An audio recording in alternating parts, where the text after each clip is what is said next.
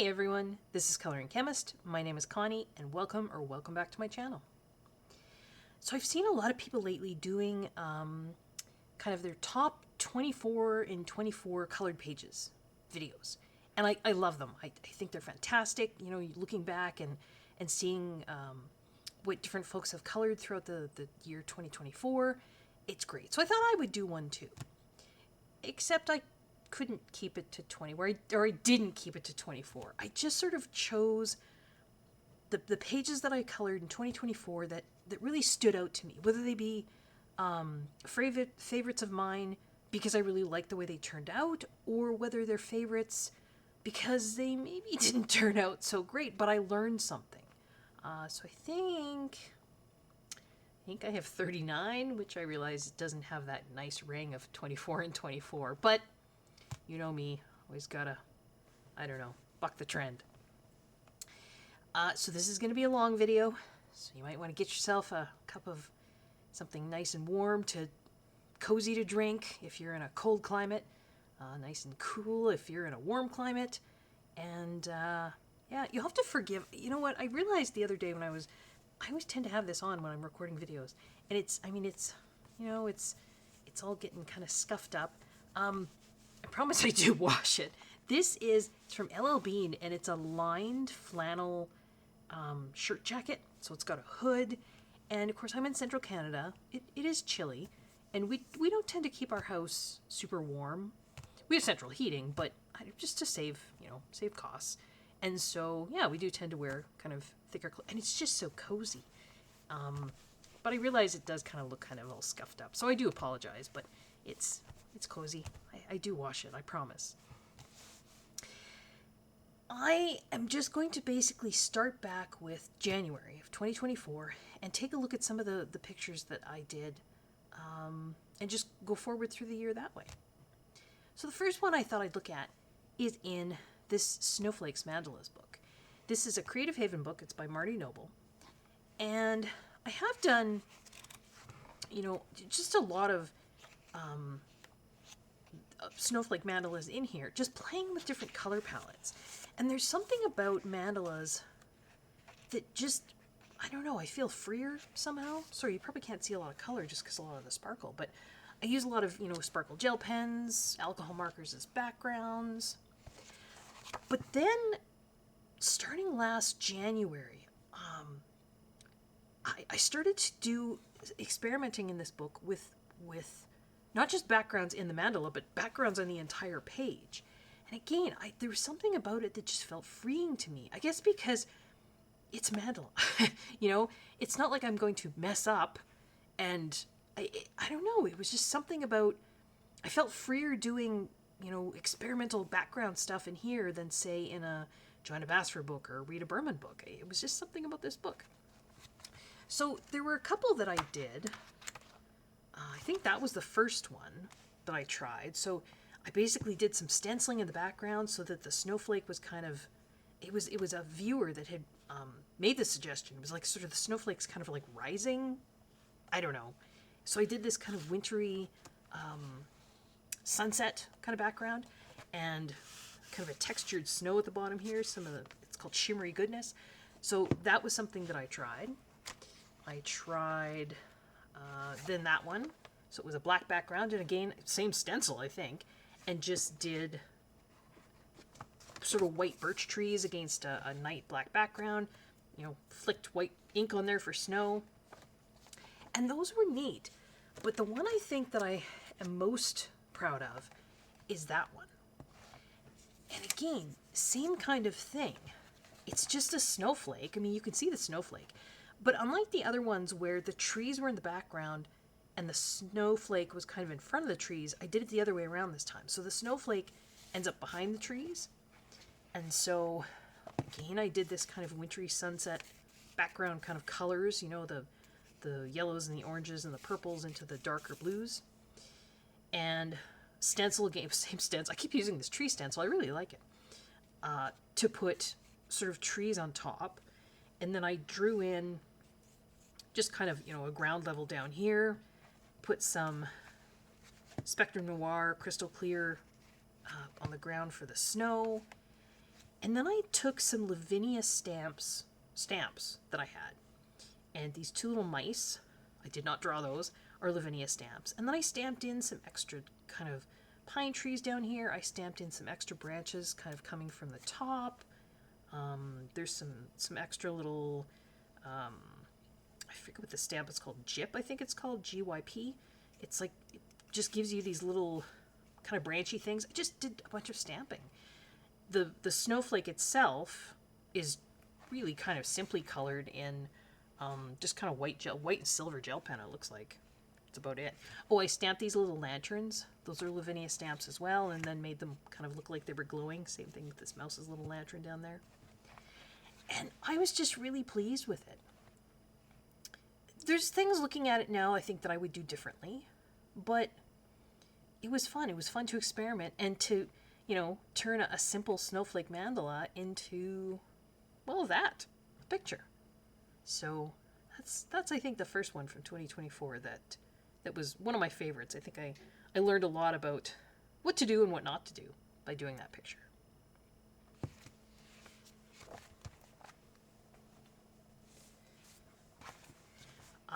Next, I did some work in Rita Burman's Winter Walk book, Mein Winter Spaziergang.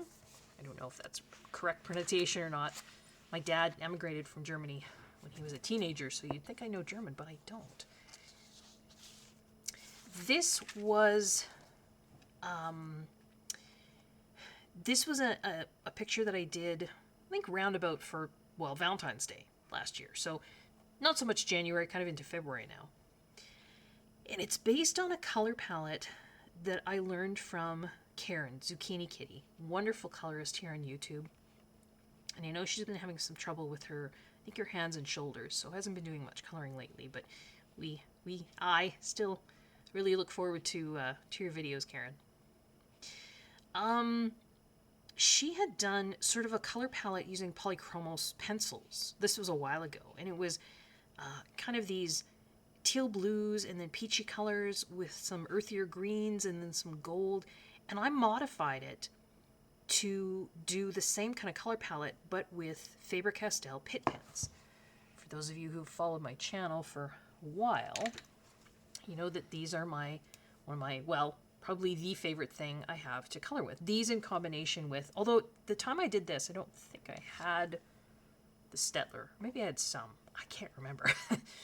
But the Pitt pens were sort of my original, and then I brought in the Stettler pigment brush pens. They're very similar. Slight differences, but very similar. And I just love coloring with them. So I took Karen's color palette that she had developed with polychromos pencils and did some coloring with Pitt pens. The background, that was her as well. She mixed two distress inks, Victorian Velvet and Gathered Twigs, I think, and sort of did this kind of very, very kind of faded bokeh kind of background, and then a little spatter stamp that it's like a rubber stamp that looks like spattered bits, and then kind of stamp that over top. And I really like it. I think it's very sparkly. It's very pretty. You can see there's a little bit of sparkle on there. I don't know if you can pick it up or not. Just here and there I used probably Jelly Roll Clear Stardust. But you'll see this color palette turn up in quite a few pages. Karen has such a wonderful, amazing eye for making very muted color palettes just so beautiful. And I really love muted color palettes. So, yeah, just putting colors together. She's phenomenal. Phenomenal eye.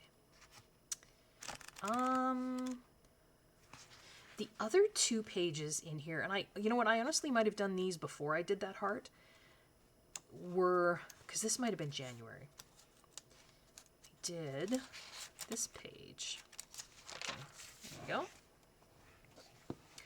It's a double page spread. Again, this is a gel crayon kind of background, so similar to that winter sunset kind of background that I had with the snowflake. And just, yeah, gel crayon background. And the rest of the coloring is, again, it's Pitt pens. Just looking, there's some white gel pen. There is, you can see the surface of the lake that they're they're skating on is quite shiny. I did a couple layers of Jelly Roll Glaze Clear after I did the kind of shading with the light indigo pit pen. And then I put the clear glaze over top so it looked like ice. And there's a little bit of sparkle on the snow. There's some sparkle on the snow in the mountains. I really like this page. I just really like... Actually, I really like that tree. But I very much like the effect that I got with the sunset there. You know, it's funny. Looking at these pages, looking back now, I'm recording this on, what is this, January 25th, 2025. And I've had a rough couple months, and I feel like I've lost my creativity. I look back at these pages and I think, I created that? I did that? Like, I feel like if I had to do this now, I couldn't. I don't know. Does anybody else ever feel like that? You go through stages or phases in your sort of creative pursuits where you think, I look back and I think, wow, I was doing really well, and then now I'm not. I couldn't do this now if my life depended on it. But I don't know. Hopefully my creativity will come back. But yeah, I just really liked the sort of mix of colors I got in there, and I think the picture just really suited that. You know, the sun is going down behind the trees. So I was quite proud and quite happy with that one. And then I did another double page spread with some Northern Lights.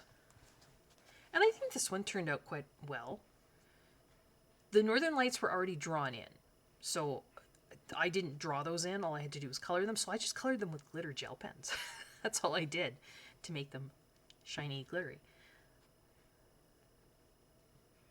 And then I just colored the rest with pit pens. And there's sparkle in there. Like I say, there's probably some Jelly Roll Glaze. Looks like there's some diamond stickles maybe on little... Rita is always really great for putting just little circles and little dots that you can color in, or you can put, kind of sparkly media on. And it just helps to make the whole thing sparkly. I used some more of that clear Jelly Roll Glaze on the ice down here. So you can see that's shiny. Yeah, so some pages in Rita Burman that I'm quite proud of.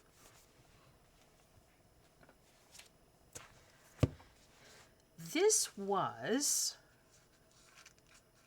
I'm trying to think if this was January or February. I can't quite remember.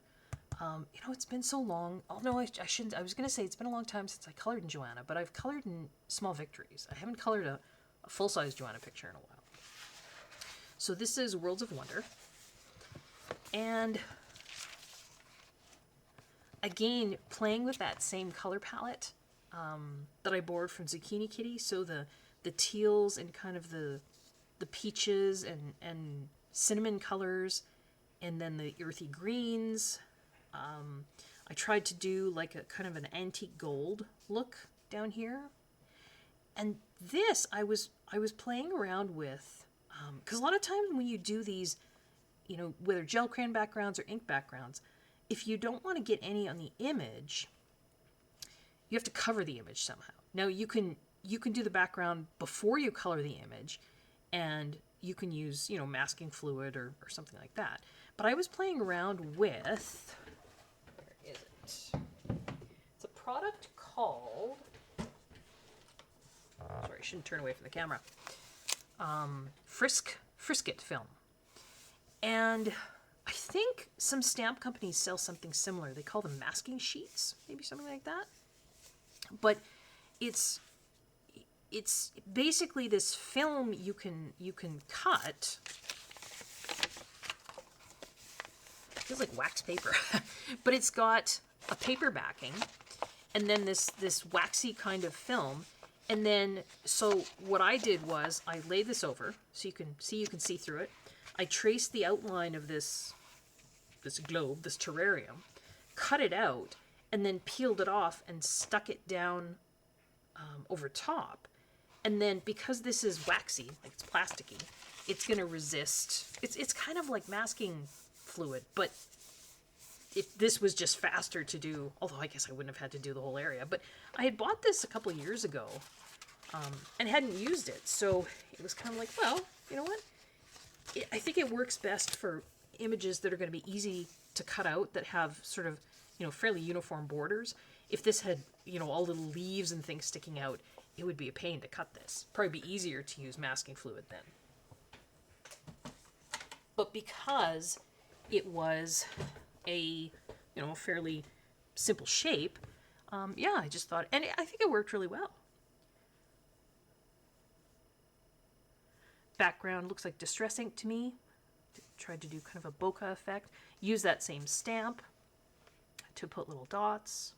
Some white gel pen. And again, Pitt pens. So yeah, I did, so again, that same color palette. I think I need to go back to that color palette. It's a really beautiful color palette. This one is, I don't often see people coloring in this book. I understand why. I think it takes a special kind of crazy, and maybe I'm that kind of crazy, I'm not sure, to want to color in this book. It's called Entangled Landscapes. Now, Angela Porter, she does a lot of books for Creative Haven, and lots of, there's like Entangled Gardens, Entangled Starry Skies, I think, Entangled Christmas, so a lot of these Entangled books. But this is the only one that's labeled Insanely Intricate, and I love coloring tiny things. So this was the first page that I did in this book. I don't know. Am I proud of it? I think so. It just was very satisfying. And it was one of the first pages, I think, that I did with my Stabilo fine liners, 0.88 fine liners, and the 0.68 markers. And I'm looking at, I really like these colors. I need to get back to those markers. They're water-based. But yeah, it was just a really fun page to do. There's so many tiny details. I think you have to be in the right mood for it.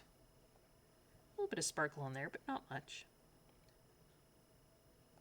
Yeah, so that was another fun one that I did. This turned out, for those of you that watch my channel, you know that I do a lot of mandalas. I find them almost like palette cleansers, or if I feel like I don't have the mental bandwidth to be really creative and do like a double page Rita Burman spread, or something like that. Mandalas, it's just a way for me to put color on paper and not think about it too much. But this is a slightly different book. They're mandalas, but they're little cute pictures in the mandalas. And so I did this one, which I wasn't expecting it to turn out, as cute as it did. I just wanted to put color on paper, really. But I thought it turned out quite cute. Little bunnies, and I colored this as well. I did a little bit of looks like a gel crayon kind of background. I think it must be one of the, it's got a little bit of iridescent kind of sparkle to it, so maybe it's a metallic gel crayon. Just a dry, like with a dry brush. Pitt pens. Looks to me like that's coloring with Pitt pens. A little bit of glaze pen on the ladybugs. Some metallic jelly roll, purple jelly roll in there. Some white gel pen. But yeah, it just was like, just to remind myself that sometimes these simple pages, you don't think about it too much, can actually turn out, really nicely. Sometimes I think about things too much. You guys know that. You've heard me say that before.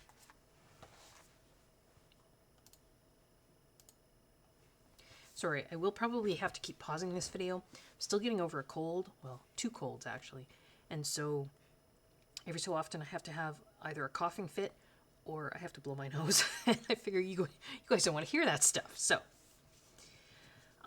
coming into spring, I think, I tend to be a very seasonal colorist. So in the winter, I color winter things. In the spring, I color spring things, So there was 2 pictures I did in Rita Burman's spring walk that, again, I just really like doing. And there's that color palette again, right?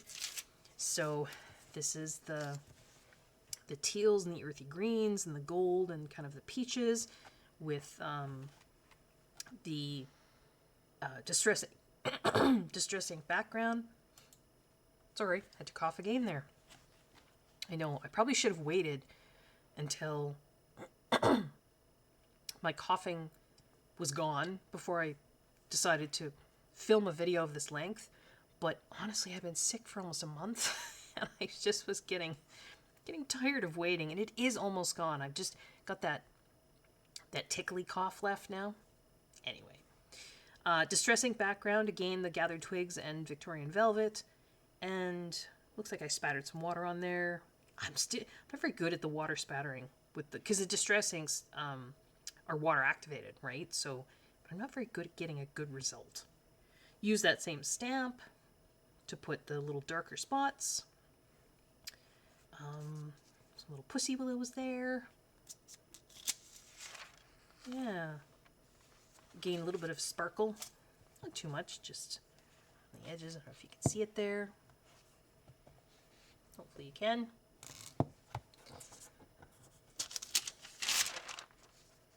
Really, really loving that color palette because there's another one. This was kind of for Easter. Easter was really early last year, wasn't it? Wasn't it in March? I think it was. And yeah, did this bunny for Easter. Added some warm gray into the palette just because I wanted to make the bunny warm gray, but the same kind of teals and peaches and the ink background.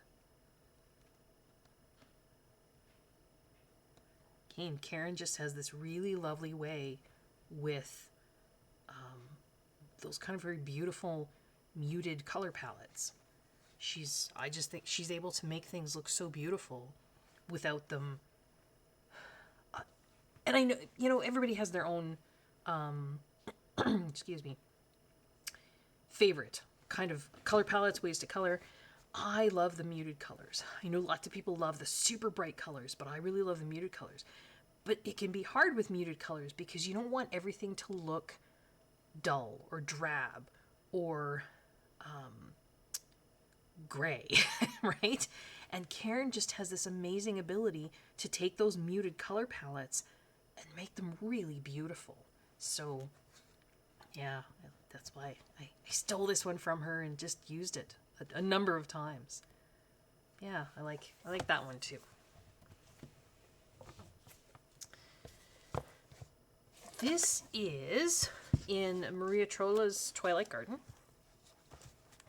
And I think this might have been, I have a lot of, good quality books. I tend to be scared to color in them because I don't want to mess them up.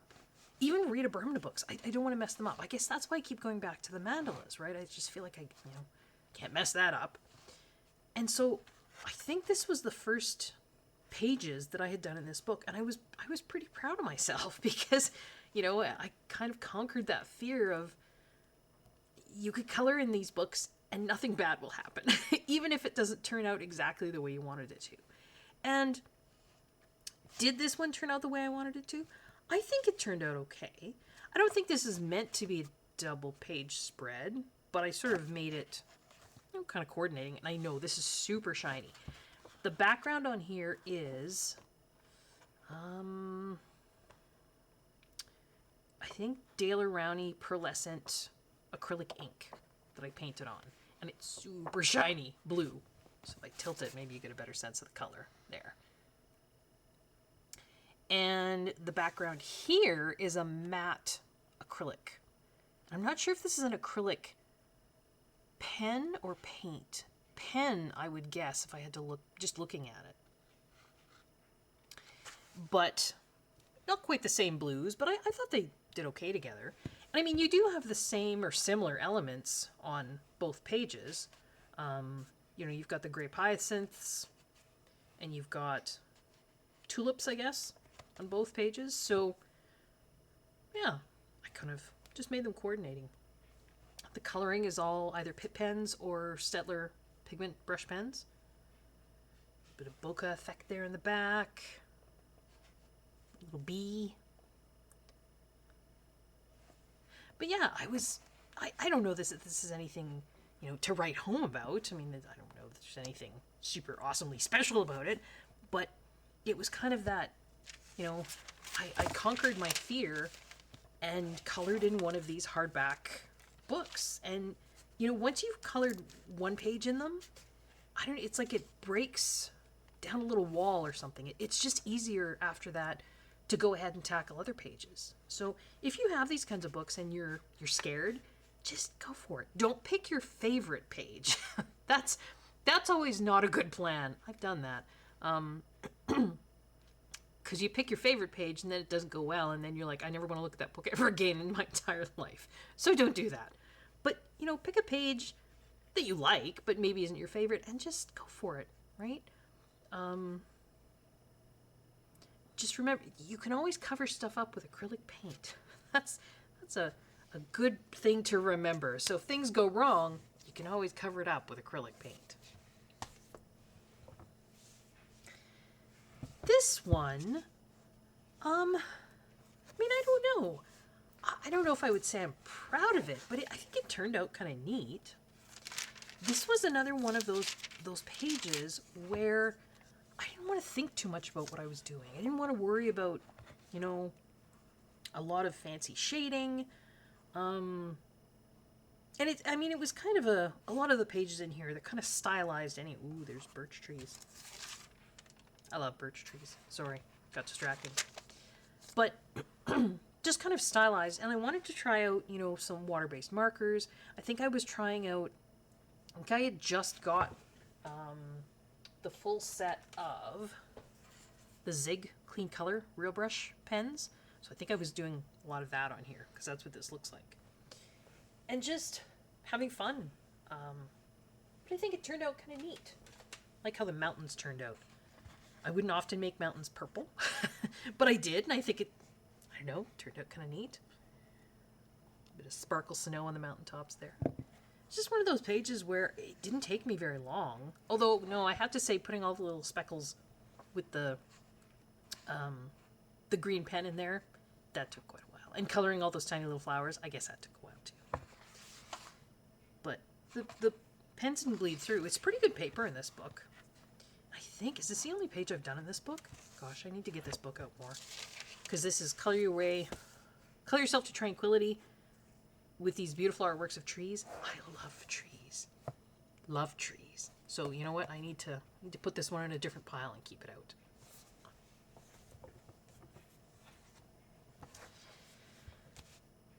These I marked 2 of them in here.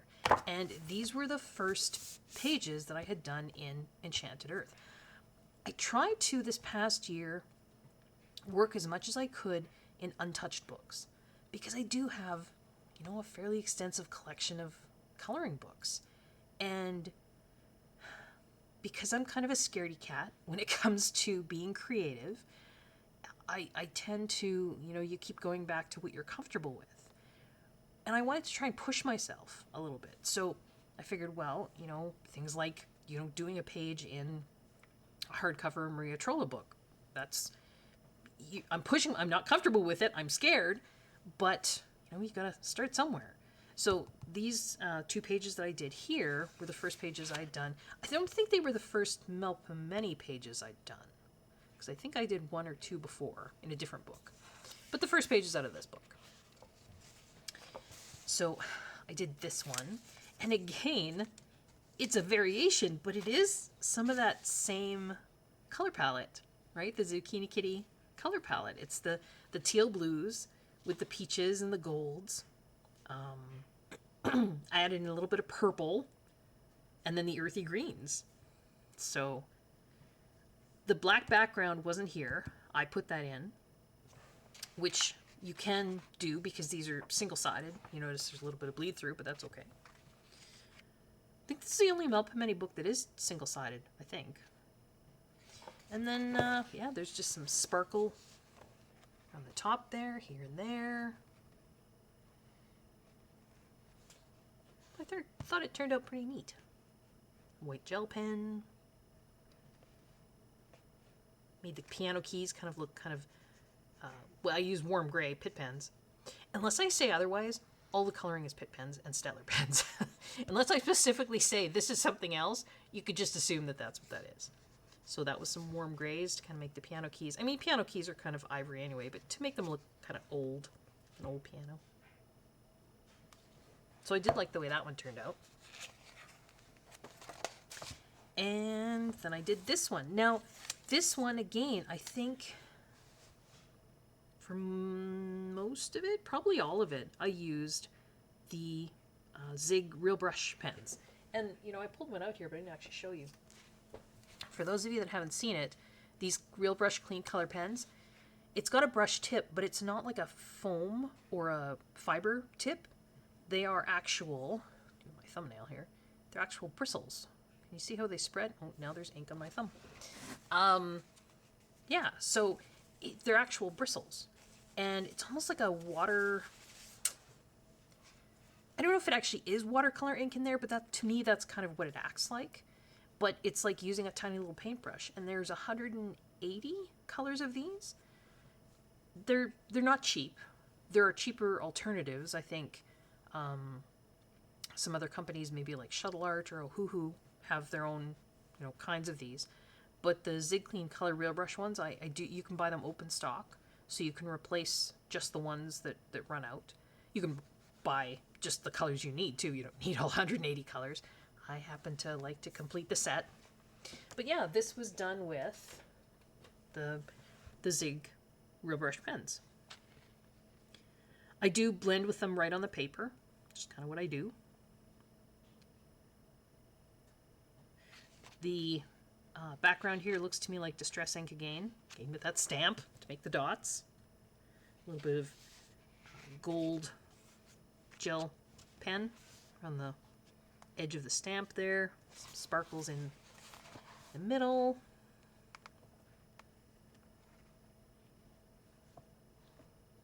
But I just like doing it. And then now, you know, this isn't an untouched book anymore. This was also an untouched book. And I think I did this one around Easter as well. So we're still kind of in the spring. I thought the eggs were kind of Eastery. Same color palette again. So we've got the teals and the kind of cinnamons and peaches. The earthier greens. The golds. Got the Distress ink background. The stamp again. I just, you know what, I need to go back to that color palette. Maybe that will help me to feel inspired again. Because, yeah. For those of you that don't know, and you probably do, I'm a chemistry teacher. My brain doesn't naturally go to creative things. And so coming up with really beautiful color palettes isn't something my brain does well. Now, I have all kinds of resources where, and everybody, I mean, you know they're out there, right? To choose color palettes, but this is just such a beautiful one that I just really, really liked it. A little bit of sparkle and shine on the eggs, sparkle in various places. So that was fun. This one, I was trying to do these in order, sort of, you know, starting at the beginning of the year, but I think, just because I have this book out now, I think I might have come back to this book later in the year, because I don't think this one was completed in the spring. I think this was more like end of the summer. But you know what? We have the book out now. So this one, I did the background in here, again with the gel crayons and putting them on dry with a brush. And then sort of in, because I didn't want to put masking fluid all over everything. I did put it on the bee when I was doing this, but I just, you know, all in here, you would have to put masking fluid all over everything to then, you know, be able to do that gel crayon, and I just didn't want to. So a lot of this green background, the black background in here, the blue background up here, I think that's Inktense. So I just colored and then used a brush. So I sort of tried to blend the And it, I don't know, it sort of worked at the edge there. It sort of didn't. More gel crayon over here. Now, for those of you that have this book, you might be thinking, wait a minute, I don't remember that there. I put that there. And again, it was some Lavinia stamps, a little stencil that I had that was like a little hilltop. And then I put the castle and the dragon. Those are stamps. I put another little, I think it's the stencil came in sort of two parts, if that makes sense. So this was like, if you imagine this ground line down here, this black, flipped over there, it kind of matches that, because this goes, this way, and this goes this way. That makes sense. So I stamped that in there as well. Just because I wanted a ground, right, for the sunset. And then we've got the sunset here. And the rest of the coloring is Pitt pens. And probably some Stettler pens in there as well. Looks like there's some Jelly Roll glaze on the berries. There's various twinkle here and there. The stars on the rabbit. There's some twinkly bits up in the sky there. Twinkly bits up in the sky there. The eyes of all the animals have clear glaze pen on them. Some gold. That looks like a... Oh my goodness, I'm totally blanking out. Guangna super gold markers. In the middle of the flower there. Maybe a couple other places. Some glaze pen on the bugs. Yeah, this took a long time. I did the backgrounds first and then colored all the elements of it. But I was pretty proud of that one. There maybe is too many colors going on in here. I'm not sure. There's also a lot of elements on this page. I don't know that the pink works. I think if I was going to do this over again, I wouldn't use quite such a bright pink on those flowers. But, oh well. But yeah, I was pretty happy. And I'd like to do more of this kind of thing. Sort of, is it Doodle Robot? Doodle Robot is amazing for altering pages. And I like that concept. Now, she's an art teacher. So she's way more creative than I am. This is pushing the bounds of my creativity right here. But even just doing little simple things, if you just have little, you don't need Lavinia stamps. I mean, Lavinia stamps are lovely, but they're a little bit more expensive. Even just some stencils and some stamps from the dollar store. Just add a little, they don't have to be big and fancy, just add little bits, right? There was this big open space here, and I thought, what can I do with this big open space? Well, maybe the bunny is looking at something. And then I looked at the Lavinia stamps I had, and I thought, well, what if the bunny is looking at this little castle with the dragon, right? That's just that's the limit of my creativity. Oh, and this is really shiny. After I colored the bee, I put a layer of clear glaze, Jelly Roll glaze over the whole inside of the magnifying glass, just so it looks like glass. Let's see flash there. Yeah. So I did that again. Labor of love. That took a long time. There was just a lot of things going on there. This one was a book that I got, I think in the spring, and I love it. It's one of those books where, because it has the artist's original artwork and then a line art version. Right? So it's one of those books where I just love flipping through it, because even if I don't color it, I can look at the artist's original artwork. Oh, I should do that one. I should do that one in the spring. Summer, spring, yeah, with the birch trees. Anything with birch trees. I'm a sucker for anything with birch trees. But again, it was one of those books where I was kind of scared to color in it, particularly because you're looking at this and you're thinking, I can't do that. How am I going to do that? The paper it's pretty good, but it's not watercolor paper. I wouldn't say it's card. It's thick paper. And this is, to me, watercolor, right? That's the artist, probably her originals were watercolor. So how am I going to do that over here if I can't use watercolor. So what I did was I went to the very back of the book because I thought, well, if I do the very last page, see, if I say I did this and it soaked through and it did all kinds of terrible things, it would wreck this. So I went to the very last page and thought, well, if I do things here and it soaks through and it seeps through and bleeds through, at least I'm not wrecking any artwork. But it actually didn't. The page is a little crinkled, but it didn't bleed through. So I did that one. And there is the original artwork. I changed things a little. I use quite a bit of water on here, though. Pretty much all the background was watercolor of some kind. And yeah, the page is a little crinkly, but it's not bad. This is just a washi tape border I put on the page, mostly because my watercolor got kind of crazy at the edges. So I thought, oh, washi tape will cover that up. But yeah. So the backgrounds are, I think there's some granulating watercolors, regular watercolors.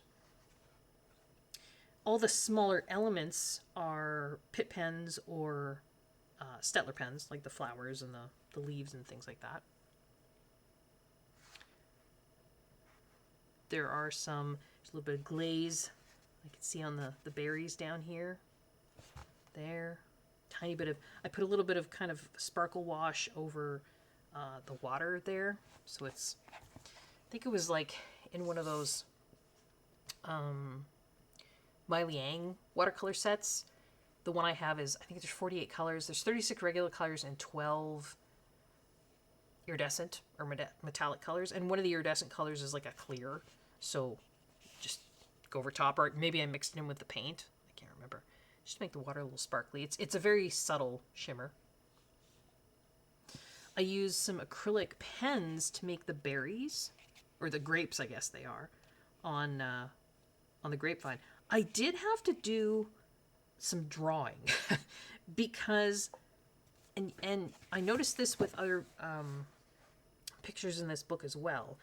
The line art doesn't necessarily give you all the detail that's in the artwork.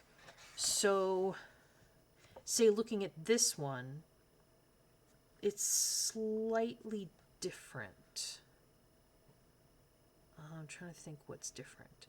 Like, here in the background, you can see there's a very far off tree line.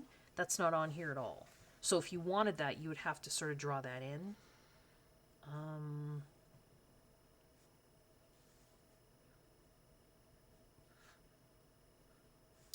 I think the rest of this one is pretty close. But yeah, I think maybe this is, I can't remember this better example maybe. But on this one, you had all these purple, I guess they're grapes on this little trellis here, but they weren't on here. All that was on here was, I think, just the leaves. So I drew in these little white flowers, because there was white flowers there, and I used some acrylic, 2 different shades of purple acrylic marker to just basically do dots to make these grapes. I think I drew in some extra little vine lines as well. I think it turned out okay. Tiny little strawberries. I like pictures with tiny little details. I just do. So yeah, again, it was, working in this book that I was scared to work in because, you're looking at the opposite page and you're thinking, oh, I can't do that. I can't, but you just try it. What's the worst that could happen? This is along the same lines. Now, I love this artist. The pictures are all signed S. He, and this book is, I don't know if I have a translation in front or not. No, I don't. Sorry. You can find it on Etsy. You can find it on Aladdin, which is a Korean online bookstore. Sometimes you can find it on Amazon Japan. Sometimes you can find third-party sellers selling it on, like Amazon US or Amazon Canada. But it's a Korean book, and the artist does her original artwork here, and then you've got a line art version of it here. And I adore her artwork. Like the color palette, they're so beautiful. So beautiful. So again, I'm terrified because I'm thinking there's no way that I can make it look that good. So you know what? You pick a picture and you just start. And what's the worst that can happen? So I think she has a couple coloring books out. This is called, there's 4 seasons, and the other one's called Nostalgia. So this one's broken into spring, summer, fall, and winter, or autumn and winter. And so I did this spring picture. Most of this, I think, was done with the Zig Real Brush Clean Color pens. Little bit of work with Pitt pens, just for areas where I kind of felt like I didn't have the right color with the Zig pens. I tried to match the colors here as closely as I could. Not exactly. But I think I did okay. I think my birds and my flowers are maybe a little bit brighter. The skin, I don't know, I didn't do so well on the skin. Did I? I see, I don't color people, like, really at all. So, I do not know how to color skin at all. So, I just did the best or hair, don't know how to do it at all. The pattern on her dress wasn't there, so I just put that in using, again, the Zig Clean Color pens. Just sort of looked at the example there and put it in. That little blue was already there. I don't know what that is. It's like it was printed on there. And you notice the background here doesn't look like this is white, but this isn't. That's the lovely part. All of this color, and it almost looks textured like it's watercolor paper. That's all there for you. You kind of see that on almost every page. Like you can see, that line. And it looks like there's a perforation there, but it's not. You could cut it if you want, but I think it's just sort of dividing, because it looks like she almost paints on linen or something, or a canvas that there's quite a lot of texture to it. And they sort of tried to reproduce that here. You also noted that the line work is colored. So if an element in the original work here, say this book is red, the line work on the book is red. Now, if you didn't want to copy this color palette, I guess that would be not so great. But I really like it. I feel like it just helps the line work to disappear, to not disappear, but it looks like it belongs, if that makes sense. So yeah, again, I don't think this is like the best picture I've ever colored, but it really helped me to, again, conquer a little bit of that fear of, oh, I can't work in these books, they're too beautiful. I just did. I think it turned out okay.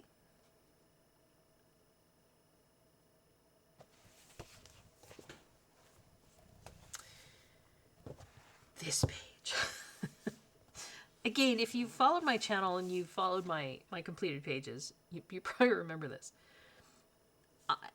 I love this book. The Wondrous Workings of Science and Nature coloring book. How could I not love this book? I first saw this book on Kay's channel, The Wonderful Amazing Color with Kay. And I thought, I have to have that book. So it is 40 drawings by Rachel Ignatofsky. And it's from the best-selling author and illustrator. She wrote a book called Women in Science. So there are pages where she's got ecosystems. She's got quotes from famous female scientists. She's got, there's your heart. It's even labeled descending aorta, interventricular septum, aortic valve.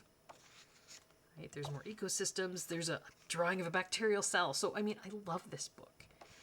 And there was a quote in here from Rosalind Franklin,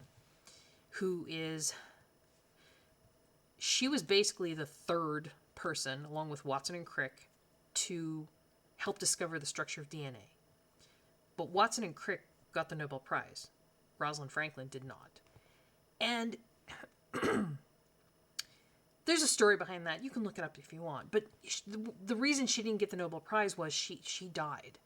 And she died before Watson and Crick were awarded the Nobel Prize. And you can't award a Nobel Prize posthumously. You can't award a Nobel Prize to someone who has died.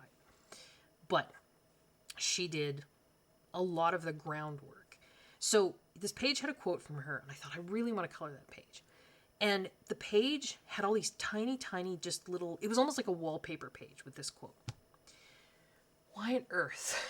I thought, I know, I'll put a complicated background on this wallpaper page that has all these teeny tiny little images, these teeny tiny little elements on it. That I'll put a complicated background behind that. That'll be a good thing to do. I don't know why I thought that. So I ended up with this. I know, it's hard to even look at. Your eye doesn't even know what to do. So, I don't know if you can see in the background. I put, again, my favorite, my birch trees. So the stencil with the birch trees. So I tried to do like a green ground, and then it kind of goes into blue sky, and then you've got these really fuzzy, almost like it's in the distance, birch trees in the background. Can you see that? And it actually goes even in behind all of these elements. Like you can see birch branches up in here. There's birch branches over in here too. Goes behind all these elements. Then I colored the elements. But then I thought, these elements aren't standing out enough. So I tried a trick, but I didn't do it well. There's a trick where you can make an element kind of stand up off the page by putting like a dark outline around it. But I didn't do it very well. And so it just didn't. It just ends up looking... So in the end, the only way that I could even get this quote to stand out and be remotely readable, I went over it and made it the letters much thicker, with like black Jelly Roll glaze pen, because otherwise it was just lost. So the quote, the amazing quote is, "Science and everyday life cannot and should not be separated." But, I mean, the individual... I love the background. I would love to try and do that background. I probably can't even manage to, because I don't even know how I managed it the first time, but I would love to try and do it again on a page that's less busy. I just don't. Now I'd have to try and remember how I even did it. How I even got it to look that fuzzy. I just do not even remember. I feel like I've lost some of my creativity. Like back earlier in 2024, I had all this creativity. I don't know where it went. So, but I mean, it's a pretty neat page. It's just a lot of stuff going on there.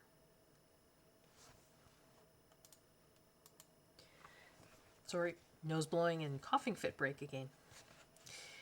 So there we go. And it's the only page I've done in here, because after I did that, I think I got scared, and I'm like, well, I don't know. I need to think more about the way I do things before I try something else in here, but I really do need to get back to this. Another hardcover book. And again, this was one I don't think I had colored in. So again, I was trying, like I say, I was trying really hard in 2024 to work in untouched books. And this I did on camera. Well, not the bird, but the background. And so many of the things that I do on camera, when it comes down to actually coloring, they're always such spectacular fails. That's why I tend to not do them on camera. This was oil pastels. I got some oil pastels, and the wonderful Maya at Color by Maya does amazing oil pastels, backgrounds, and even coloring with them. And so I thought, well, I'm going to try that. I should have realized Maya is much, much more artistic and talented than I am. What I wanted to do was try and make this background look like, you have like gold veined kind of blue marble. Do you know what I mean? That's what I was trying to go for. But I don't think it worked. Although, when I was showing this in my completed pages video back in, I'm not sure when this was, summertime, early fall, People did say that they thought it kind of looked like the birds like flying over the ocean during like a thunderstorm, which I'll accept that. That's okay. So, yeah, this is oil pastels. And then I think the gold in here is probably some acrylic marker, if I had to guess. And then I fixed it with workable fixative spray. And then I colored the bird. And the bird is Pitt pens and Stettler pens, and then some, looks like super golden marker kind of outline. Nothing very fancy. But I think it works because you've got, well, contrasting colors, right? Complementary colors. You've got the orange and the blue. And then you've got the gold and the bird. You've got the gold out here. So I think it works. It just, it's kind of not what I wanted. Well, it's sort of what I wanted it to look like. Not exactly. So, but I worked in this book. It didn't turn out terribly. So, again, I count that as a win. And I think that's maybe the only thing I've done in here, isn't it? Yeah. Should get back to this book. But that's Daydreams, Hanna Karlzon. This, it might seem like an odd thing for me to choose to tag. This is one of the books where I've decided there's going to be some books where I'm just not going to worry that much about shadows and highlights, and I'm just going to put, color to paper, because sometimes I feel like I just need to do that. So this is one of those books. So I did this page. The background is colored in. Yeah, it wasn't that color originally. Which is nice because these are single-sided pages, so again, stuff bleeds through. You don't have to worry about it. But what I really liked about this was a technique, and I did a little video on this technique. And I learned this from Lisa Taggart, Inky Bliss. She's here on YouTube. She's a mixed media artist from Northern Ireland. Love watching her videos. I love listening to her talk. But she's also amazingly talented. And this was something she had done on a lot of her mixed media pieces.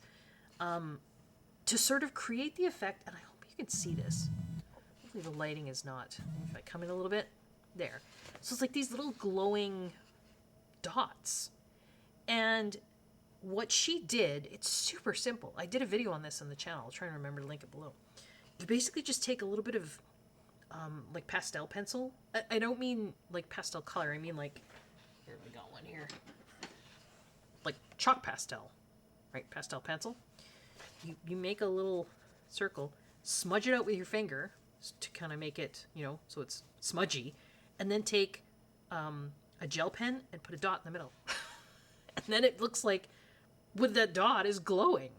And so she would normally do it with like white and then a white gel pen, but I thought, well, or yellow, maybe I could do it with different colors.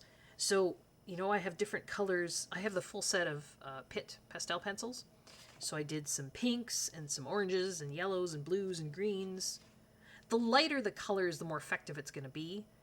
And then just coordinating colors of, I don't remember if this is acrylic marker or like Moonlight Jelly Roll gel pens, one or the other, in the center. And you have all these little glowing dots. So, again, not that this picture is anything to write home about, but I think it was one of the first pictures where I sort of tried that technique all over the place, and I liked it. These illustrations are cool. They almost look pixelated, like jaggedy. That's the line work. So again, it's not realism, right? There would be no point, for me anyway, to try and color these with highlights and shadows and etc. to make it look hyper realistic, because the line work just is not hyper realistic. So you just kind of let go and have fun. Again, I think that's the only page I've done in here. I need to get back to. I'm saying that a lot. Need to get back to these books. This, excuse me, was along the same lines. I was just thinking, I don't want to think about shadows and highlights, and I just want to color. But then I ended up doing a little bit of shadows and highlights. And this page almost happened by accident. I don't tend to plan many of my pages just because my brain doesn't work that way. I can't visualize I actually recently figured out, not that I've been diagnosed, but I'm wondering if I have some degree of, it's called aphantasia. I think that's how you pronounce it. Basically, I don't have, how can I explain it? I have a really hard time visualizing or picturing things. Like, if I said to you, without looking at a picture or, visualize a banana.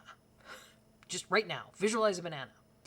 On a scale from, say, 0 to 5, with 5 being like ultra hyper realistic, you can just in your mind's eye right now visualize like a highly detailed, realistic banana. That's a 5.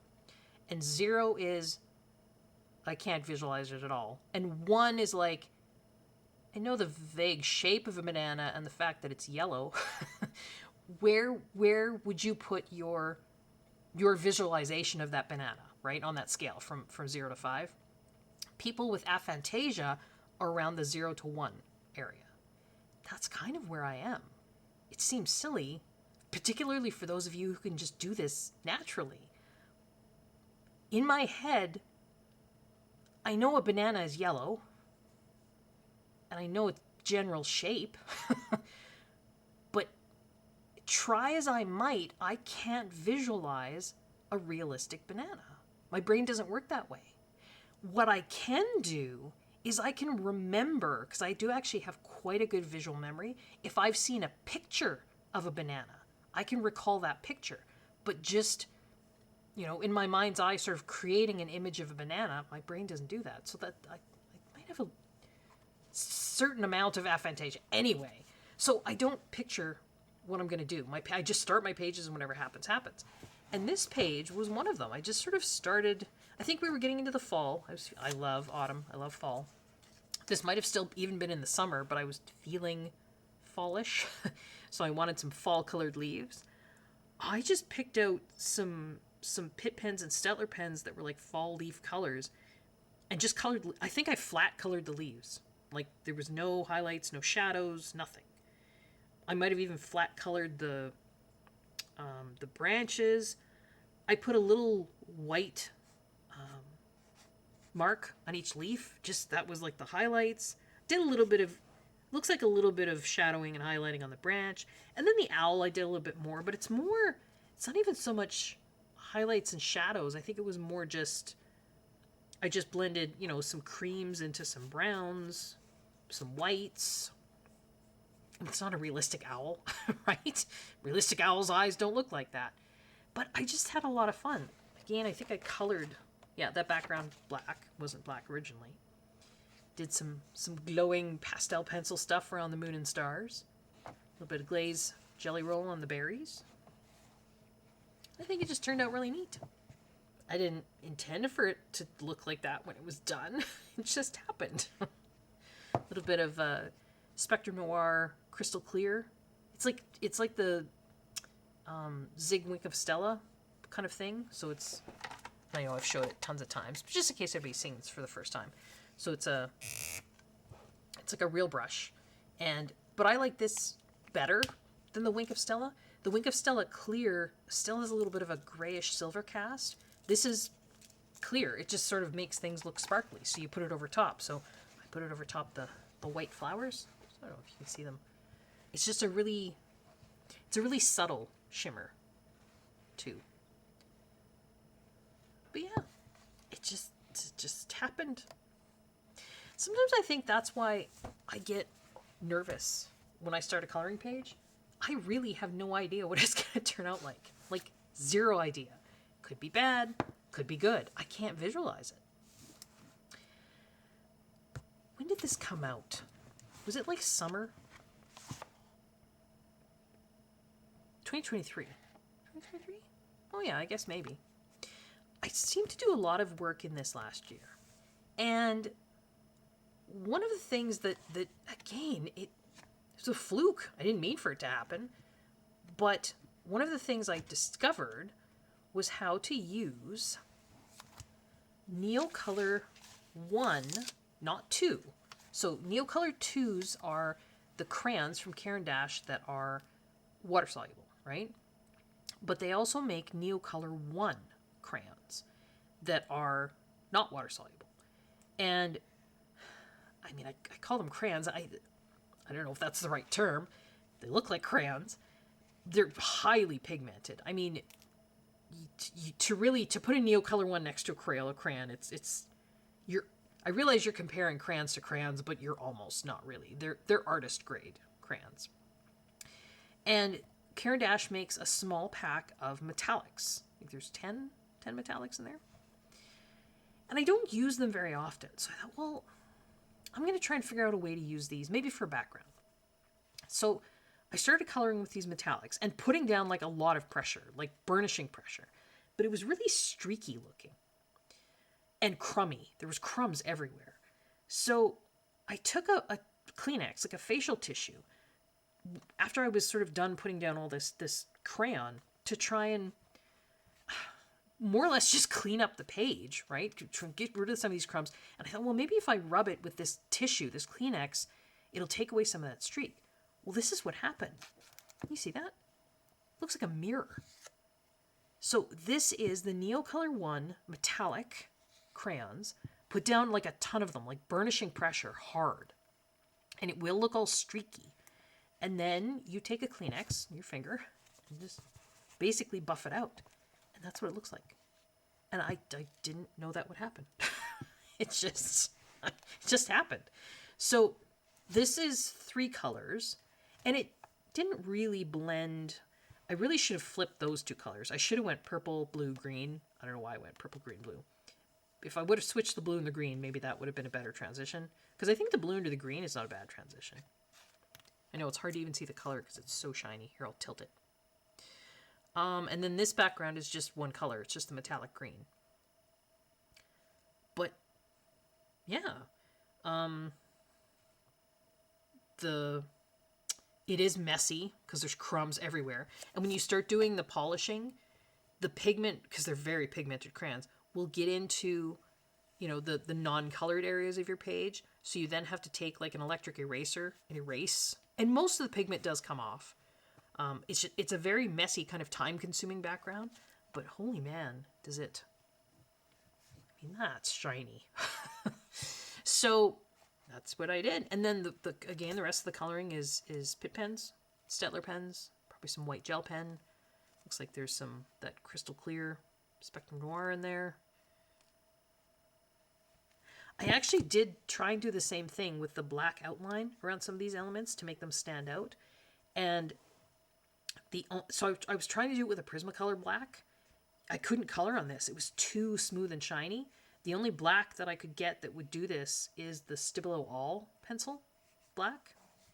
So, but yeah, that was just kind of it was a fluke. I didn't know that would turn out that way, but it's a pretty neat effect, I think.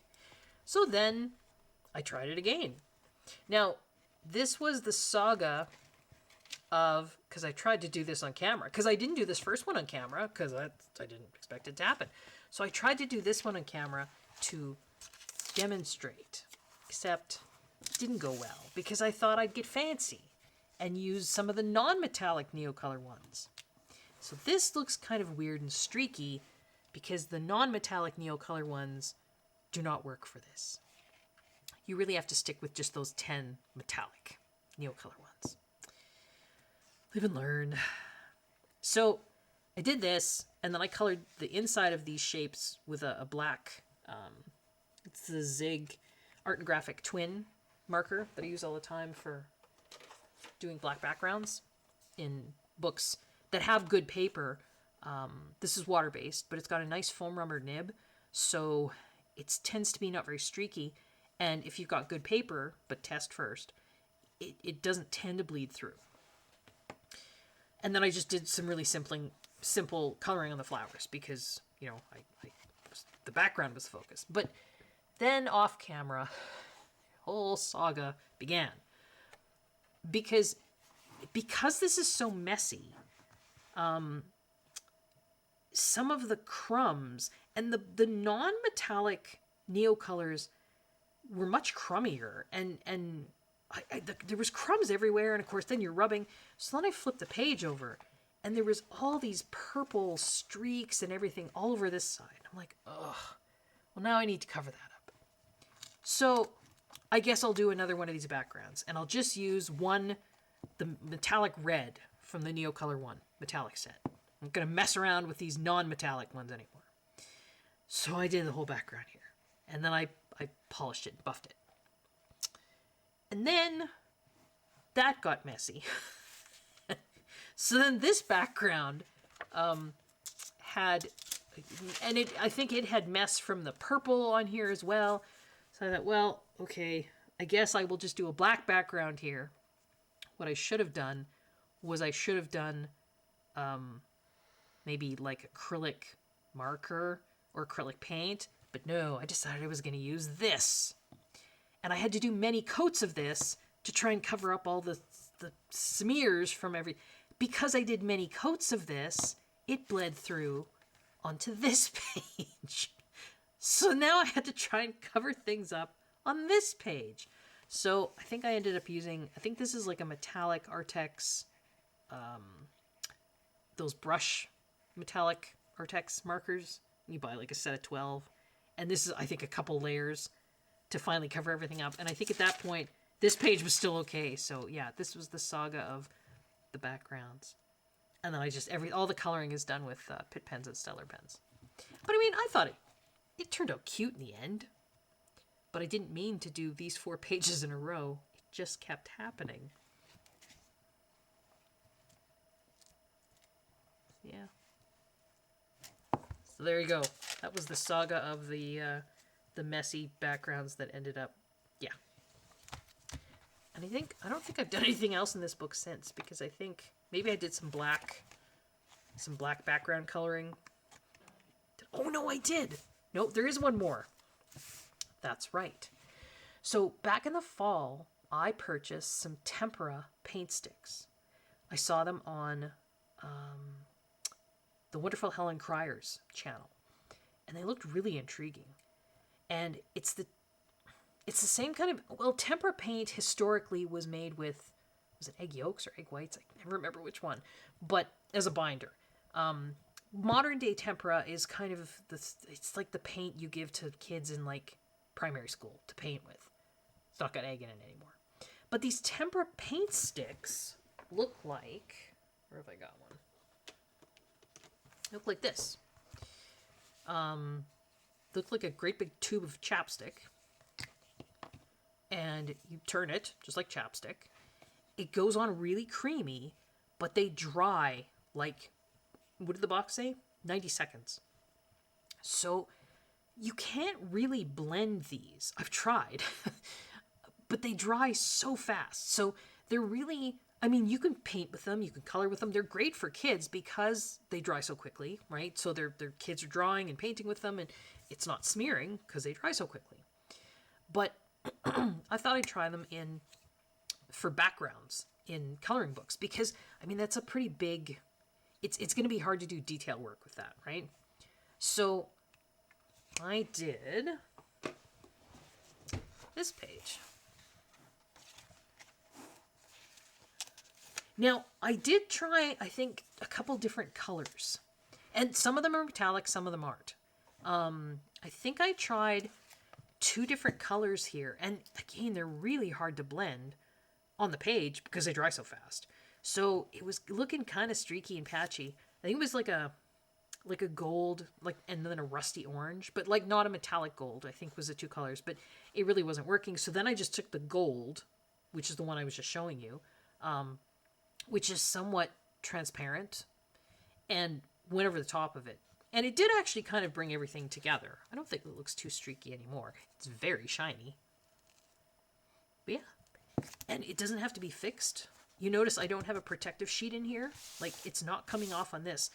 Like, once it dries, it's dry. It is not coming off. So that's kind of a neat thing. And then I just colored, the background here is actually, I think, Polychromos pencil. The bird, Pitt pens, Stettler pens. The flowers are white gel pen. These dots are white gel pen. I made it a little cardinal. I don't think it was supposed to be a cardinal. I just made it a cardinal. But yeah, so there's a lot of shiny backgrounds in this book. Again, didn't plan it, just happened that way.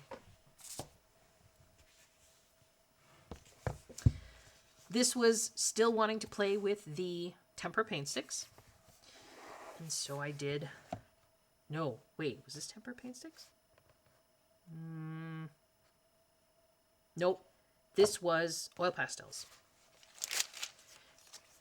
So I did that other oil pastel background, remember, with the bird, with the lightning, but yeah, this didn't turn out either. I think this was the last attempt I made it. I need to figure out how to use oil pastels, because I have them now. I should use them. So I was looking for a fallish kind of feel. Excuse me. So we've got some earthy greens, and then some kind of golds and oranges and reds. Sorry, it's kind of shiny. There, you can see the color a bit better there. And then I fixed it. And then I thought, I don't know what color to make this butterfly. I got some wild colors going on in the background. Maybe I'll just make it black and white with a little bit of dark green and silver. And that's basically what I did. So I think a lot of this feels like acrylic, because I think I got a lot of oil pastel on the butterfly, and I was having trouble figuring out how to cover it up. So a lot of this matte black, like the outline here, that feels like acrylic marker to me. Could have been like a Posca or one of those brush markers. It actually feels like there's a fair amount of marker there, though. Like it almost feels raised. So I doubt it was one of the brush ones. Might have been the Molotow black acrylic. Looks like there's some black acrylic, or some black glaze pen on the antenna. It's hard to see, it's very shiny, but again, so is the background. I think the background might have been maybe this was like some of those metallic oil pastels. You know what, I honestly can't remember. I've started now writing down what I use when I color, but I didn't all last year, so I'm just guessing. Some white gel pen on the flowers. Yeah. Again, it was an experiment, right? And it was the first page that I colored in. So this is Hanna Karlzon jewelry box. This is the Dutch version. And one of my viewers had mentioned that the paper in the Dutch versions was different and was a really good paper. So yeah, I wanted to color in here and just see how it would work. So that's another one here. I know, we're getting there. We're at hour and 17. My goodness. Well, you guys do tell me you like the long videos. Seasons. I need to do more in this book. You know, for the longest time, I didn't think I liked Hanna Karlzon. I appreciated the artistry of her drawings, but I never felt drawn to color them. But that's changing now. I mean, I guess as you do any kind of artistic pursuits, I mean, growth is inevitable, hopefully, and your tastes change. I think I'm appreciating and wanting to color more. So in this season's book, at the beginning of each season, she has a page where it's like an intro page to that season. So this is the spring one. So Seeds and Sunbeams. This was the summer one. So this was probably, well, like I say, I tried to put these books in order of, throughout the year, but it didn't always work, apparently. So this was Bright Summer Nights. So this is the beginning page for the summer. I don't know about the color scheme here, and I know I talked about it in another video. People were saying maybe if you take the white flower out, or maybe I thought if you took the butterfly out, that worked better. I still think if I take the butterfly out, it works better. But, well. Pip pens, Stettler pens. I did my little glowing thing with the dots. The dots were already there. That's something Hannah puts in. Black background is that same Zig art and graphic pen marker. And it doesn't bleed through. As long as you don't do numerous layers, which I did do in the Small Victories book, and that's why. Although some papers it does bleed through anyway, but Hannah's paper is, these older books particularly, very good paper. Some glaze pen I put on the bottle after I colored it, so you can see it's a bit shiny. bit of sparkle on the bee's wings. Some gold there. A little bit of shine on the butterfly. I mean, it's bright summer nights, right? And then I also did in here the fall page. So I think I actually did the summer page on the summer solstice. And I think I did this one fairly close to the fall equinox. So September 20th, 21st. So instead of a black background, I did blue. I'm not as happy with the colors that I chose for this one, but it's okay. Gained some glaze pen on the bottle to make it look like glass. Glaze pen on the berries to make them shiny.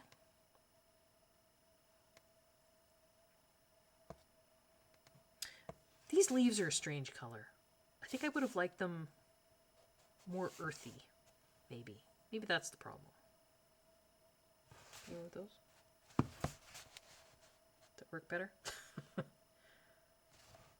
That's the pop of color. I don't know. And you know, I intended on doing the winter page. But for those of you who follow my channel, I had a major computer crash at the end of November. It's the computer that I did all my videos on, that I do my work on, because I teach online from home. And the end of November, all of December, and quite frankly, the beginning of January was kind of a wash. So that was as far as I got on the winter page. Which is too bad. Maybe I'll save it for next winter. I mean, I could still do it now. It's January, it's still winter, but I did mean to do this on the winter solstice. I got the black background in. That was it. We'll see. But yeah. So, again, you know, untouched book. Got some pages done in there. This is a wonderful book. Maya. I saw this on Maya's channel. Garden Enchantments. Angelica Scudamore. Maya uses this book, or it's one of the books she uses as, she calls it a full book whip. Basically, you know, if she just feels like sitting down and coloring some water, that's what she does. And then walks away from it. If that's all she feels like, that's what she does. She experiments in the book. I think that's really inspiring. So I did start doing that myself. So here, I colored some water with some metallic acrylic pen, and that's all I did. But the page in here that I wanted to show you, and I've done a couple different pages in here. This was a buddy color with, it was actually a double buddy color with Maya and with Kay, from Coloring with Kay. So we decided to do this page. And those ladies did amazing, fantastic jobs on their pages. And this was my page.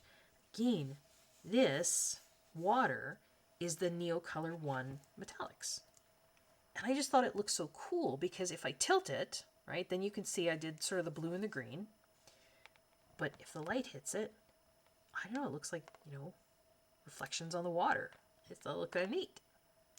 And this was getting into, was it fall time? I think it must have been fall. I think it was September. So I did, you know, kind of fallish colors on the leaves and things. We've got a tree here that's not got a lot of leaves on it. So again, just assumed it was kind of fall. Pit pens, Settler pens, a little bit of gold. Looks like probably some gold jelly roll there. Or maybe the sepia. I really like the sepia jelly roll metallic pen. Better than the gold, actually. Bit of sparkle on the mountaintops. A clear Spectrum Noir. And then just the shiny, shiny water. It was fun. I don't do a lot of body colors. I don't want to let people down.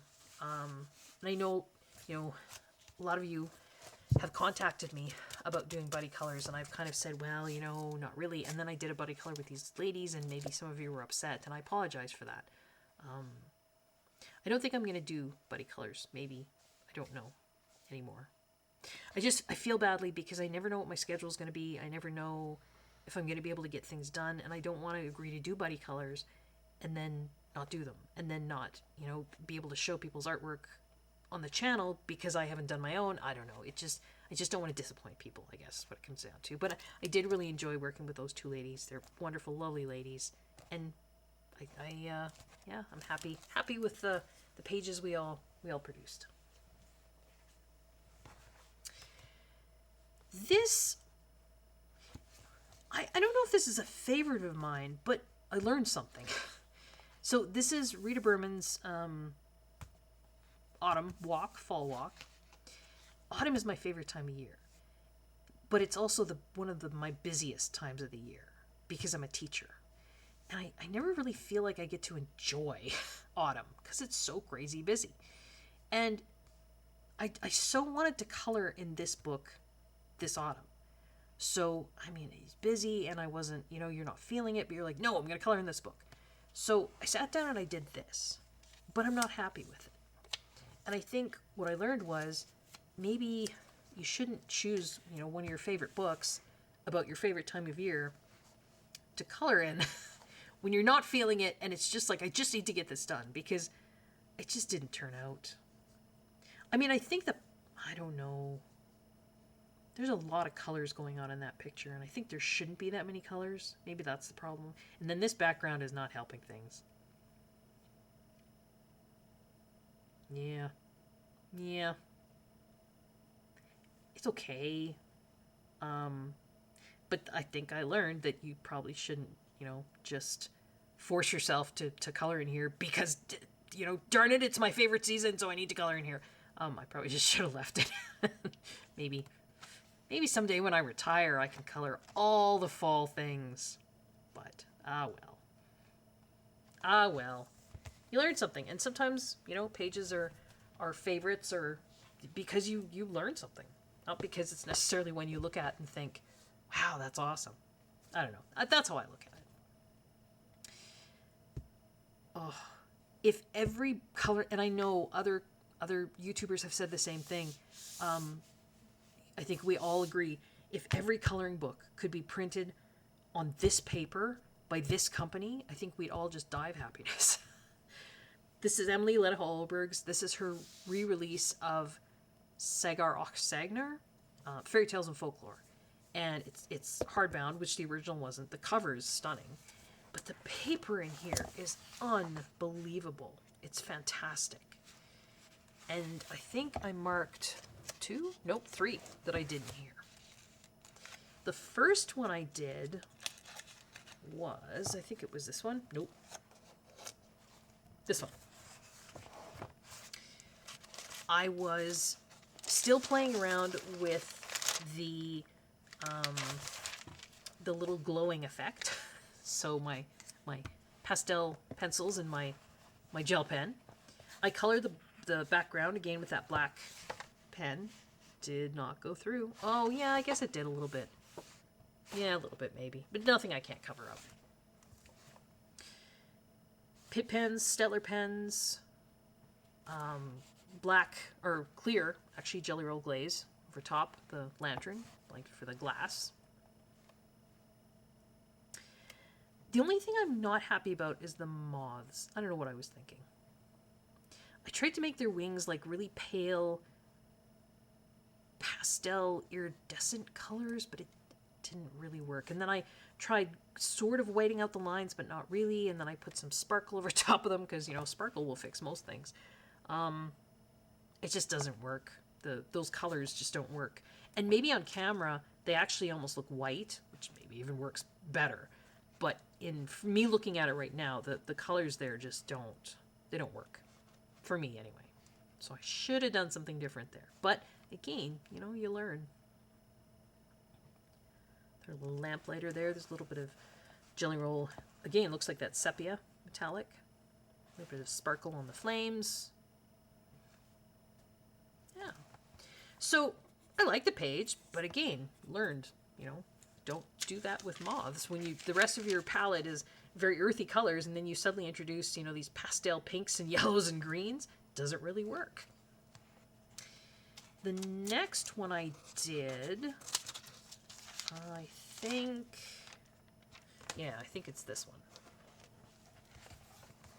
So this was again me playing around with those Tempera paint sticks, and yeah, I did. I tried some color blending here. Didn't work, so I took the gold, went over everything, which if I tilt it enough, you can kind of see where there's two different colors, right? So there's a darker kind of rusty orange out here, and then more of a yellowy in here. You see there's a difference? But it doesn't blend. There's a pretty stark line there. So I just went over the whole thing with gold, and then it just all looks okay. Gold makes everything look better. And then I just colored this mostly with... Now this is actually acrylic brush markers. Probably the Artex. The leaves, most of these flowers, I did, not shadowing and highlights so much as just sort of, flicking with light purple and dark purple, light purple or light blue and darker blue, just to give it a little bit of interest. Some white gel pen on the white flowers. The building here, that's Pit Pens and Stettler, the red. The bucket is Stettler and Pit Pens. Some clear glaze over the windows here. The reason I used acrylic brush pens instead of, doing all this with Stettler and Pit Pens is, I don't know what happened. When I was doing the Tempera paint, I did actually use, because I knew there was smaller areas in here that I needed to get into, the Tempera paint sticks, and they're big and chunky, right? So I put some masking fluid down on some of these flowers, but I missed some somehow, and then you can't erase. I tried. So the Tempera paint stick got on like some flowers, and it got on some of the houses, and I couldn't erase it. So the only way to cover it up was acrylic paint marker. It was Pit Pens and Stettler pens were not going to cut it. So I think that was why I made that choice. And then I was still having fun with the Tempera paint sticks. And so I did another Tempera paint stick background. So here we've got kind of black and dark blue. And again, if I tilt this, you can see, right? There's the black and there's the blue. There's a pretty stark line. So I just went over the whole thing with the blue metallic just to kind of, but it doesn't really, I was just trying again and again to see if I can get them to blend, but they just kind of don't. So a solid color works better unless you just go over the whole thing with metallic and it's shiny. Then hopefully nobody notices. Pit Pens, Stettler, some glaze, some, looks like some metallic markers of some kind, maybe some super golden markers. The reason I actually have a protective page in here is not because I think the background is going to come off. There's a black metallic gel pen border, and I think it was the Flare gel pens, and they smear for like weeks afterwards. So that's why I stuck this in here. A little bit of that same Spectrum Noir clear on the snow, little mountaintops there. A little bit of glowing things in the sky. I probably should have put stars out here as well. Not a lot goes on top of this. Acrylic marker probably would. So I probably could put acrylic marker stars on the outside. Maybe I will for the next background I do with those. Sorry. But yeah, this book, paper, amazing. I mean, her artistry is amazing too, but this is a fantastic book. I know, we're getting there, folks. Another book I was scared to color in. So this is Angela Harding. And these, she's got, this is based on her woodcuts, I think, if I'm remembering correctly. Yeah, she's a printmaker. Well, maybe not woodcuts.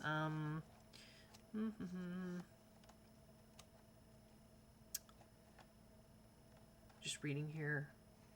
Could be lino, could be wood.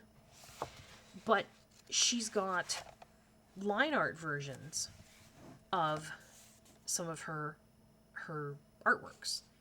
And it's a very kind of abstract, sketchy kind of style. And what I found works incredibly well in here are those Zig clean color real brush pens or watercolor. I mean, pencil's not going to work great because you don't want to cover up this black, particularly like a more opaque pencil like Prismacolor. It's not really going to work, right? You look at the washes of color that she does here. It's very stylized. And so at the back of the book, she's got little images of her original artworks. So again, I was scared to work in here because it's like, I can't reproduce that. But once you start to kind of look at it and break it down, it's not so bad. So I tried, again, wasn't sure what the paper was going to do. So I picked the very back image because then hopefully I wasn't wrecking anything on the other side. And I did, which one did I do? I did the winter squirrel. So you can see there's her original artwork. And, oh, and I tore this out because I actually tore out these pages at the back so I could have her original artwork next to me when I was coloring further in the book. And this last page happened to be, that's on the other side. So this was torn out. So there's her winter squirrel and there's mine. And again, you know, the Zig real brush pens, I just was very, I mean, this was so fast to do because you're doing these big areas of kind of washes of color. I think the background I might have done with a bigger brush. I can't remember. I left these areas white on purpose because she had sort of done the same thing to indicate kind of snow on the branches. And then I just used a little bit of that crystal clear Spectrum Noir brush pen just to make the snow on the branches sparkly. So I really enjoyed that. So I thought, well, let's try another one in here. By this time it was fall time. So I thought, well, let's do the October Owl. So if we find her original,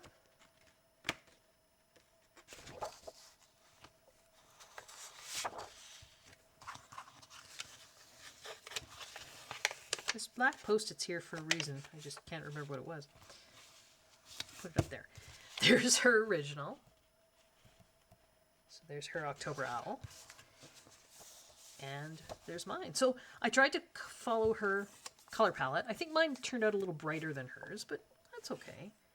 Again, very sketchy, loose kind of style, right? You know, I left some white borders on the leaves. And they're not, I mean, they're not precise borders either. I left white on the ends of the owl's feathers. Again, not precisely. I was just sort of roughly flicking in the tan color. But yeah, these Zig Clean Color Real Brush pens work really well in here. Watercolor would work really well in here. Again, should do more in here. She's got some lovely winter pictures in here and some spring pictures. So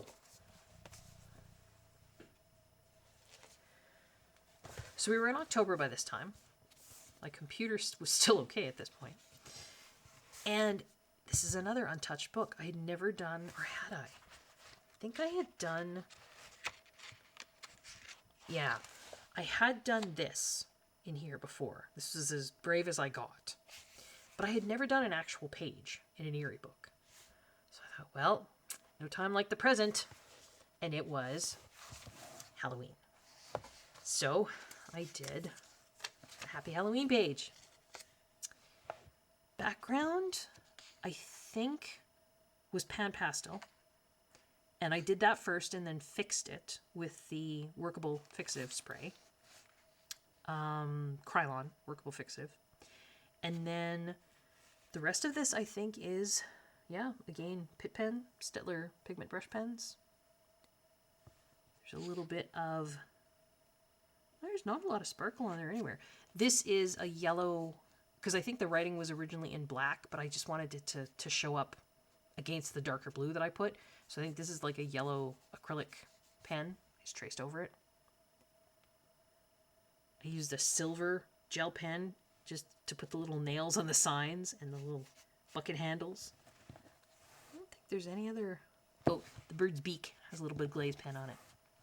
Oh, and his little tail feathers. But yeah, I just was really happy with the way that turned out. And, you know, again, just, it's that little confidence boost. You do something in a book that you've never really worked in before, and it turns out okay, and you think, yeah, I can work in this book. Mind you, have I done anything else in this book? No, I have not. Because I did this very close to Halloween, I think, if I remember correctly. And it was like just past halfway through November when the whole computer issue happened. So, yeah. The rest, we still have like November and December. I have 2 books sitting next to me. So we are almost done. This I did, and I believe I finished it on Halloween, or pretty close to Halloween. This was Rita Burman's Halloween freebie this year. She always has a freebie that's available for a little while after Halloween, and then it's not anymore. So you kind of have to follow her on Instagram to know when it's going to be available. Background I colored with the black, probably the black Zig, or it could have been alcohol marker. No, that looks like alcohol marker. And then Pitt pens, Stellar pens, some glaze pen, like on the bottles, and some berries. Various bits of sparkle here and there.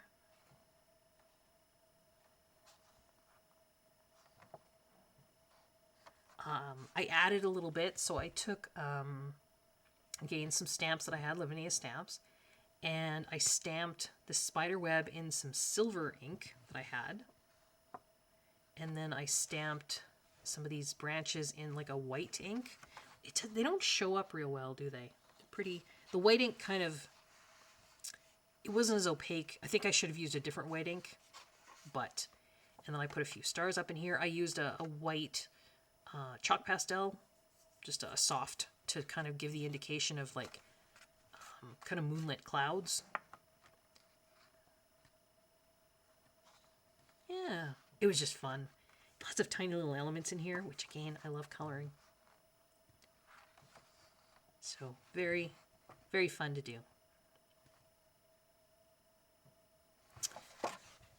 And then I did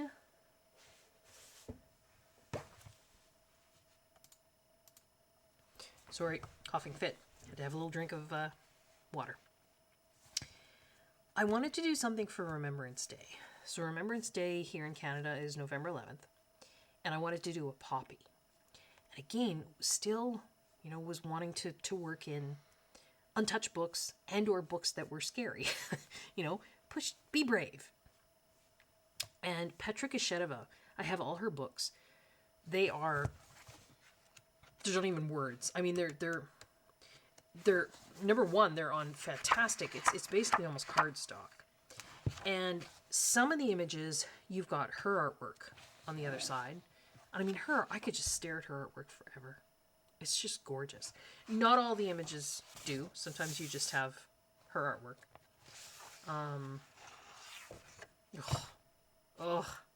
Every time I see this, I think I make the same noise every time I see this picture. It's just stunning. But I was scared to work in this book because, again, I'm looking at this thinking, there's no way that I can reproduce that. Now, I realize I don't have to, but I'm the kind of person that would, right? Excuse me. So I thought, well, I'll choose a picture of hers that doesn't have her artwork because I'll feel maybe less intimidated if I do that. And she does have a couple of poppy images in a couple of her books. So I chose this one. And the background is watercolor. And I think it's some super granulating watercolor. Maybe? I think this definitely is. So the grass here and the pathway. The blue here might not be. That might just be just regular watercolor. But I did it almost very much like, now the name just escaped me. We were just looking at it. Angela Harding. Angela Harding does her watercolor. Like it's very, she'll leave very loose, sketchy white borders around things. The background doesn't go right up. So I kind of did the same thing here. I didn't worry about getting the paint, right up to the line work. There's probably a name for that in art, but I don't know what it is. I'm sorry. And then the coloring in here was the Zig real brush. Mostly. Was it? I think it is on some, maybe on the flowers. I think on some of the smaller things, like the wheat, I think I used Pitt pens and Staedtler pens because I was afraid I couldn't control those brushes on the smaller. I mean, I should be able to, but I just, yeah. So it's sort of a combination of the real brush pens and Zig and Pitt pens and the Staedtler pens. There's a little bit of, just a little hint of iridescence on the wheat. I didn't want to really put that much bling on here. I mean, it is Remembrance Day that I was trying to... But this is a very kind of adventurous color palette for me, too. I don't normally use red, like barely ever. And, you know, I wanted to do red poppies. So, I like it. I like how it turned out. And I'm glad that I finally colored a picture in one of her books, you know.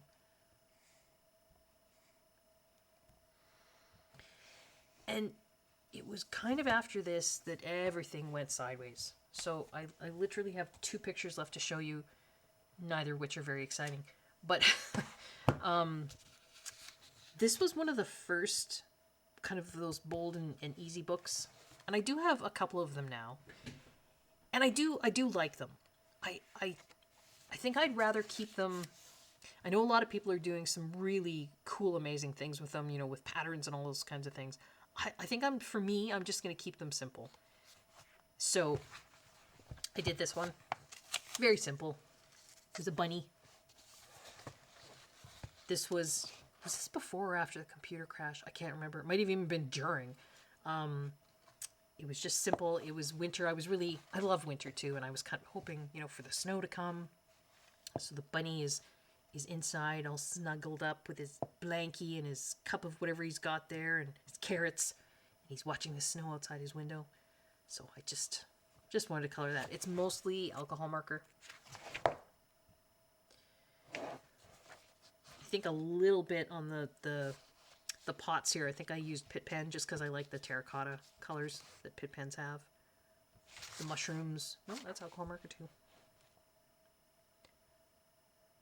I used the Spectrum Noir Sparkle on the snow. Some white gel pen. Yeah, just kind of tried to keep it really simple. And sometimes that's good. Particularly when you're very stressed about other things. And then, I think this was even still November, wasn't it? Honestly, and you guys... I'm filming this on January, what did I say, 25th, right? I did not do a completed pages video for December because I colored, I think, 3 things total, 2 of which were really bad. One of which is okay, which is the one I'll show you now. So probably in a few days, I'm going to do a completed pages video for December 2024 and January 2025 together. I've done a little bit more in January, so yeah. But this is the last one I have to show you. So this represents December. The coloring I did in December. So you'll see this again in my completed pages video. This is Jen Racine, a very Scandi Christmas coloring book.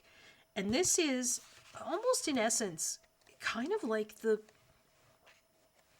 bold and easy books. Although this came out long before that was kind of a trend. I guess this isn't really kind of cutesy. Like the kawaii, is that the right word? You know, with the cutesy characters. This is more Scandinavian kind of folk art, but still pretty bold and easy. And I have a couple of Jen's books, and I really like them. They're printed on Amazon paper, good for alcohol marker. And so I just did that one. That was all I had in me for December. I don't think there's no shading in here. There's no highlights. Well, there's highlights because I took the easy way out and took a white gel pen and did like the cartoony highlights. There's no shadows. There's no... I guess in folk art that's probably okay. I used a really muted, kind of non-traditional Christmas color palette. This is the... Most of the time when I do alcohol marker, it's the Winsor & Newton Pro Markers or a Pro Marker brush. But this is the Spectrum Noir, those tri-blend, these ones. One here. Right? they come in either the tri-blend brush or the tri-blend with like a bullet tip, but it's 3 different colors of marker, light, medium, and dark of the same shade. So this is antique pink, so that's this color here. And so you can see where you've got the really light, the slightly darker, and then the dark. That's just these 3 colors. And it, you know what, for when you don't want to think about, you know, the colors that you're putting down, it works. So I think they were originally meant for like card makers and stuff. I like them. They're good. So I think this is, they call it vintage blue, antique pink, and then like a gray green maybe. And then I took some gold jelly roll, just bits and here and there, so you can see it flash a little bit. Took a little bit of that clear Spectrum Noir, crystal clear, the one that I put on snow, and just put it over top there just to make the bauble kind of, just got a very faint iridescent shine. And that was all. Like I say, that I did this and 2 other things in December, and they're not good, so I didn't include them. But I thought, well, I'm going to include this. We'll end on this because this is kind of the last thing I did in 2025 that actually, you know, I can look at and think, yeah, that's not too bad. 2024. But there we go.